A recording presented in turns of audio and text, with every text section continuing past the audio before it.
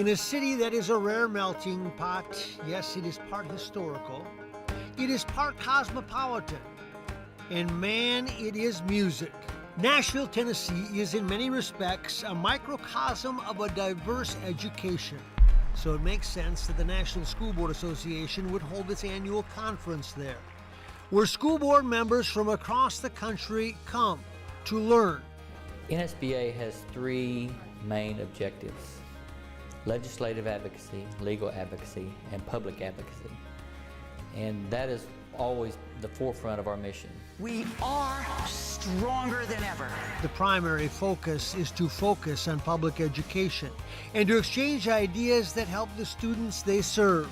Well, as a school board member, hopefully you're making lots of connections and doing lots of networking and getting into lots of sessions and learning about your role as a school board member. You may be inspired or educated or just seeing keynote speakers that really ramp you up and energize you. I know what you guys are doing. I know the job that you have been doing.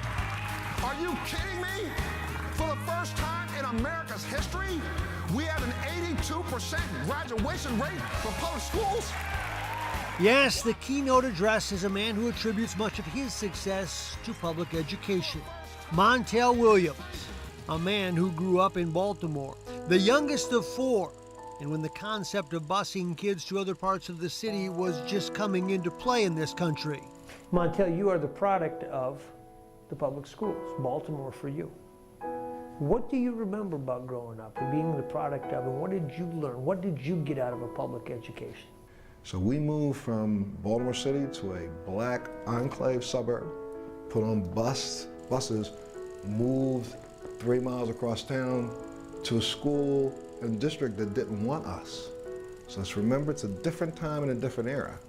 What did I learn from that? And throughout all of that, there were trials and tribulations in this country that people of my age who remember picket signs and remember yelling and screaming when you got off the bus. He became a talk show host. The 17-year run on daytime television is rare. His stance on the importance of public education is interesting, believing it starts not at school, but at home. My father told us the first memory as a child with a bottle in my mouth. Words from that man who I'm calling daddy was, your only job in life is to go to school and bring home good grades. My public school experience started in my home, where we need more families in this country to recognize and go back to this little adage. I had a father who literally went 17 years to college to get his degree. 17 years, night school. Now, once he got it, and before he got it, he became the Commissioner of Public Works for Baltimore City, the Commissioner of Transportation, the Chief of the Fire Department. He's now at 84, a sitting judge.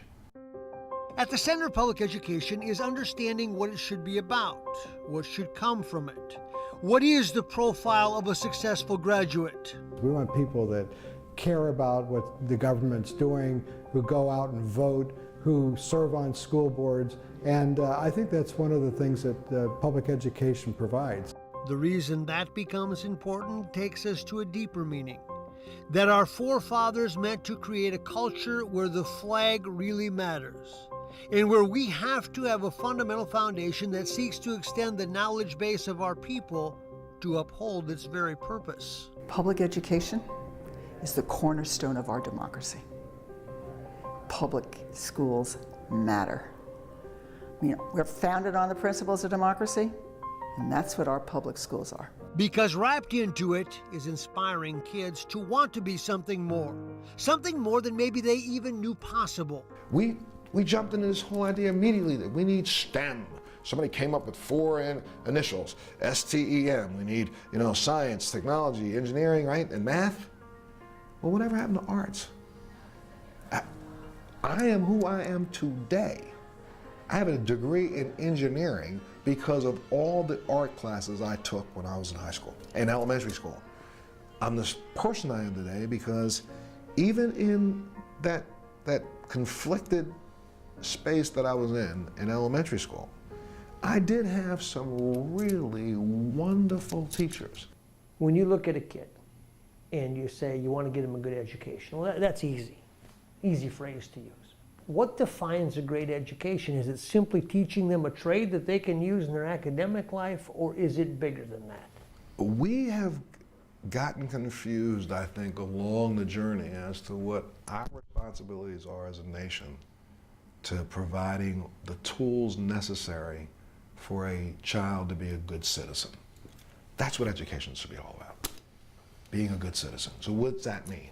I'm a contributing member of society.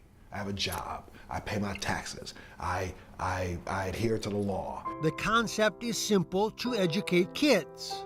Basically, it's about offering a program in your schools that has the ability to meet every student's needs. And that's kind of where public education has the advantage, in that we're truly the one institution that basically utilizes education as the great equalizer to allow every child to fulfill and reach their full potential. Teaching is not only a passion, it's not only a gift, but it is a real profession. And it's something that when you see a great teacher, then that's someone who can change the lives of countless children. And making sure that the student is always prioritized. That when they walk through a door, they can expect an effort that, when married with their own desire, will take them where they want to go. That is the public education obligation. And we are there to help them, to share with them, to inspire them, to say, yes, you can learn, regardless to where you've come from, regardless to your gender, your race, your creed, or religion. You can learn in this environment, and we're setting up an environment for you to learn in.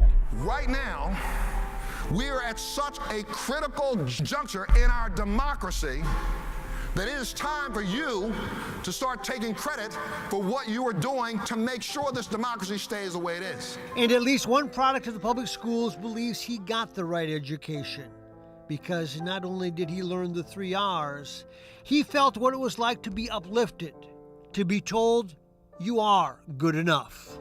The true and only key to success in this country and in this world is your education. I will learn until the day I die, all because of the foundation laid in those 12 years of public school. Life to the Max is brought to you by Life Touch, photography for a lifetime.